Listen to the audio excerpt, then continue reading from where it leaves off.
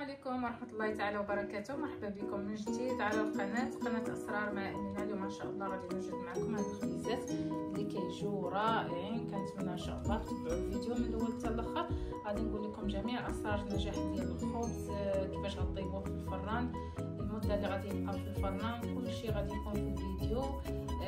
حتى بزاف ديال الحوايج اللي كنتو سولتوني عليهم في الفيديو السابق غادي تكون الأجوبة ديالهم في هذا الفيديو. معايا المقادير من الاول حتى الاخر.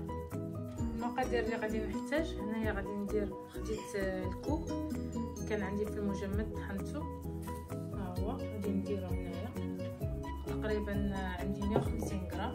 200 غرام ديال الجيجلان ها هي طحنتها حتى هي كتولي غبره.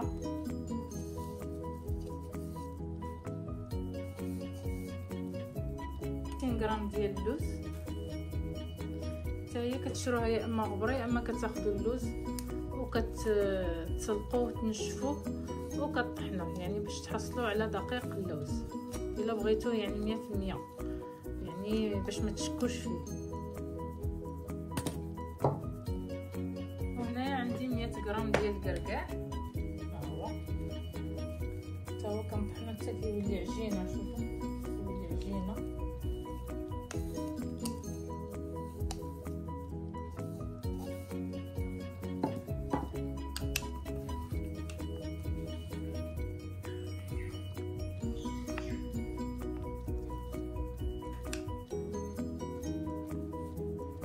ندير خميرة الحلويات. بالنسبة للناس اللي سولوني في الفيديو السابق على الخميرة ديال الحلويات، هي ديال الخميرة ديال الحلويات ولا اي نوع ديال الخميرة، هاهي هنا دايرين فيها شحال من غرام، فيها 11 غرام. مكتوبش نورمالمون كتكون مكتوبة فيها شحال من غرام.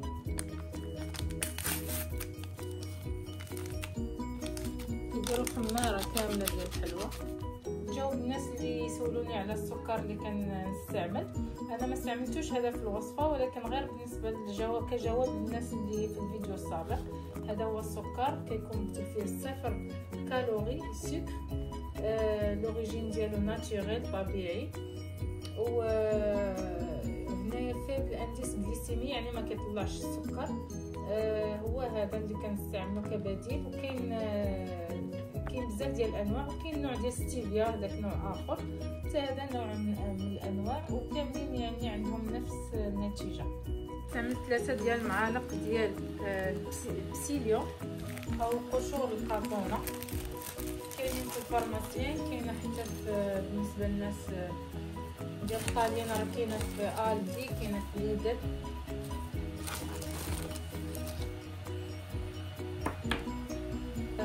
هنايا عندي الكوب زيت الكوب، غنحتاج معلقه ديال زيت الكوب. تقدروا تستعملوا الزبده. نحتاج الماء غليان. هنايا غادي نضيف هاد الكميه هادي، وغادي نشوف واش غادي نحتاج اكثر ولا لا.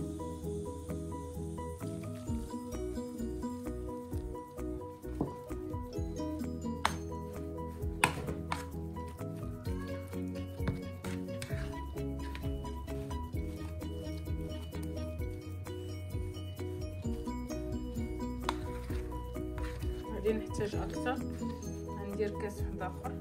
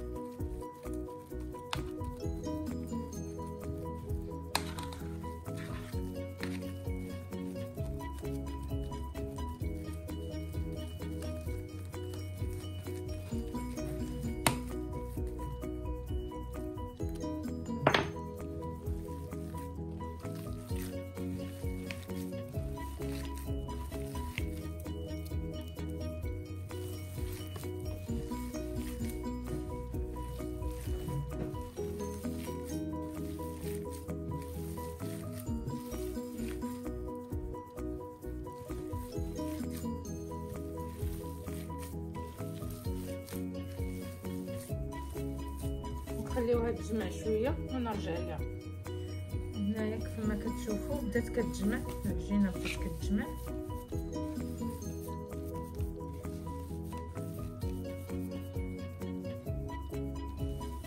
صافي هنايا تبداو تقرصوها. هنايا جبت شويه ديال الزريعه كانت عندي، غادي نقرص بها شي كويرات، ماشي كلشي.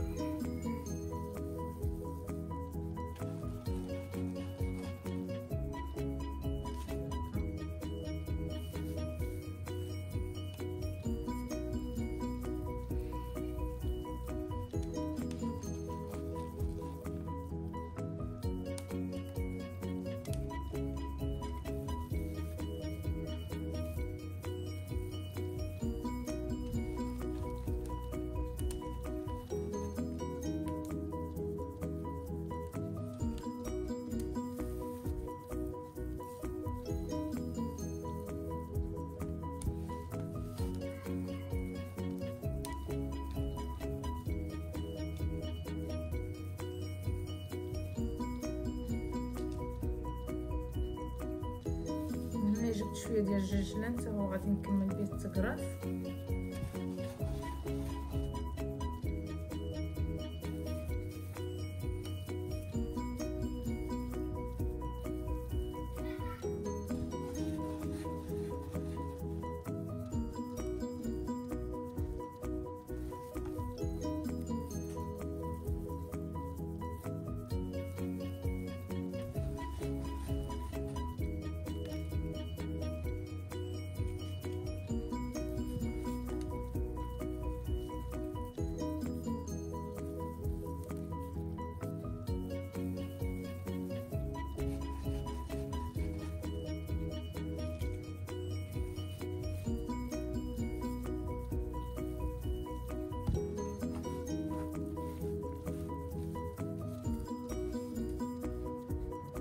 فرقت شويه العجينه، درت نص هنا ونص في الطاوه اخرى.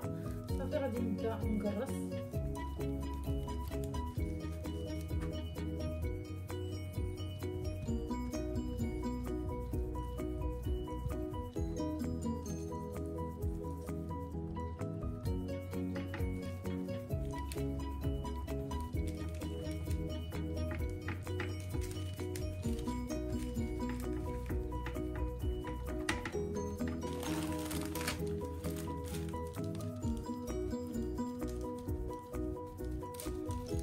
تقدروا تعاونوا بالما تسدوا هاد التشققات الا جاكم تشققات.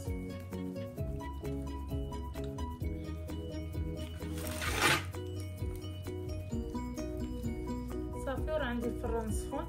بالنسبه للناس اللي سولوني واش كيبقى معجن من الداخل، راه ما كيبقاش معجن. تخليو درجه الحراره كديروها في الماكسيموم في الاول، ملي كتدخلوا الطاوه ديالكم كتنقصوها ل 150 درجه وكتخليوها طيب على نار.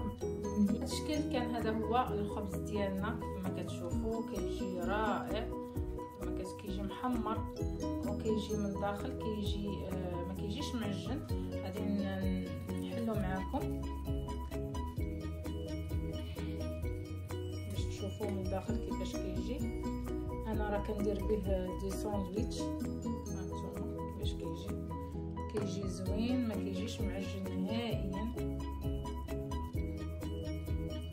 وإلا ما بغيتوش تقرصوه ما تقرصوش، راه كيتنفخ بوحدو في الفران، ولكن انا ما كنبغيش يجي ثقيل، داكشي علاش كنقرصو. كنتمنى تكون عجبتكم الوصفه، تبارطاجوها مع الاحباب والاصدقاء باش تعم الفائده ان شاء الله. الى اللقاء، الى فيديو اخر ان شاء الله.